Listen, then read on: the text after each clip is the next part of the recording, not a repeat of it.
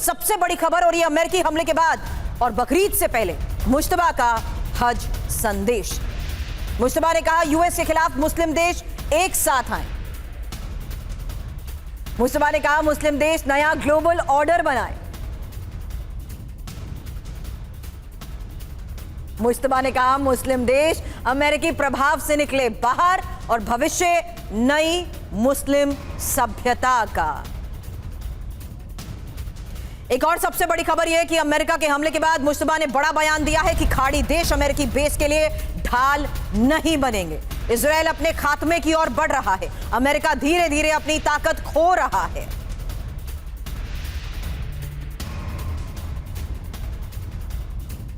तो अमेरिका और इजरायल पर खमनई भड़के हैं। क्या कहा, एक एक इंफॉर्मेशन, क्योंकि इजरायल अंत की ओर जा रहा है और अमेरिका अपनी ताकत खो रहा है। खाड़ी देश अमेरिकी बेस की रक्षा नहीं कर पाएंगे। पश्चिम एशिया में अमेरिका कमजोर हुआ है। ईरान ने अमेरिका इजरायल पर जीत हासिल की है। मुस्लिम देशों के लिए नई व्यवस्था बननी चाहिए। इसके मायने यह है कि यूएस इजरायल को यह सीधी चुनौती है और डील के लिए दबाव बनाना, वहीं जंग के बावजूद ईरान को मजबूत दिखाना। ये इस वक्त की सबसे बड़ी खबर है। लेकिन मनीष मेरे सहयोगी इस वक्त हमें ज्वाइन कर चुके हैं। मनीष, दोबारा बता रही हूं, अमेरिकी हमले के बाद और बकरीद से पहले मुश्तबा का ये हज संदेश और यूएस के खिलाफ मुस्लिम देश एक साथ आए, ये एक बहुत बड़ा मैसेज है। क्या कोशिश है इसके जरिए?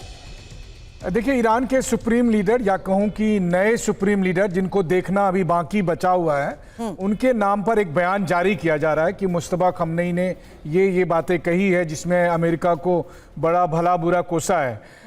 इससे मैं एक बात तो समझ में आ रहा है मुझे कि अगर सच में मुश्तबा खमनेई ये सोच रहे हैं, तब तो फिर ईरान और अमेरिका के बीच किसी भी तरह के डील होने की कोई भी संभावना नहीं है। फिर तो 1% भी संभावना नहीं है।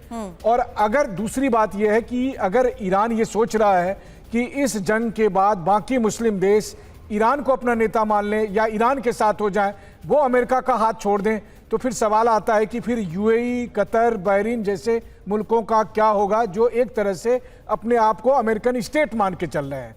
तो वैसी स्थिति में जाहिर है कि ईरान और अमेरिका के बीच का ये संकट अभी सुलझने वाला नहीं है। मुश्तबा खमनेई के इस बयान से मुझे समझ में आ रहा।